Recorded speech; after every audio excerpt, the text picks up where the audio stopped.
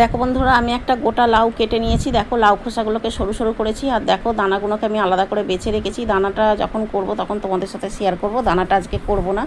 আর ওদিকে দেখো ডুমো ডুমো করে লাউও কেটেছি, ওটা চিংড়ি মাছ দিয়ে তরকারি করব। আর সরু লাউ যেটা কেটে নিয়েছি ওটা ঘন্ট করব। তা ঘন্টের জন্য দেখো আমি ফোড়ন দিয়ে চিংড়ি মাছ দিয়ে ভাজা ভাজা করে নিয়েছি, দিয়ে একটু মশলা দিয়ে দিয়েছি। লাউ দিয়ে আমি ঢাকা দিয়ে দেবো। আর ওদিকে আমি লাউ খোসাটাকে সেদ্ধ করে হাতে একটু ম্যাশ করে আমি ভাজা বসিয়ে দিয়েছি, প্রায় হয়ে এসছে। পোস্ত দিয়ে নামিয়ে নেব একটু নাড়াচাড়া করে মিষ্টি দিয়ে। আর ওদিকে কিন্তু আমি ফোড়ন দিয়ে আলু বসিয়ে দিয়েছি, আলুর মধ্যেই চিংড়ি মাছ দিয়ে দিয়েছি, দিয়ে আমি সব রকমের মশলা দিয়েছি। আর মাছের মাথাটাকেও, চিংড়ি মাছের মাথাগুলোকে আমি বেটে মশলার সাথে দিয়ে সুন্দর করে কষিয়ে নিয়েছি, নিয়ে লাউগুলোকে দিয়ে দিয়েছি, দিয়ে লাউ দিয়ে নাড়াচাড়া করে অল্প একটু জল দিয়ে আর মিষ্টি দিয়ে ঢাকা দিয়ে দিয়েছিলাম। তো ওইখানে হয়ে গেছে আমার লাউ তরকারি, লাউ ঘন্ট, লাউ খোসা ভাজা, প্রায় 3 রকম হয়ে গেছে। তো আমার ভিডিওটা কেমন লাগলো বন্ধুরা তোমরা কমেন্টে জানিও।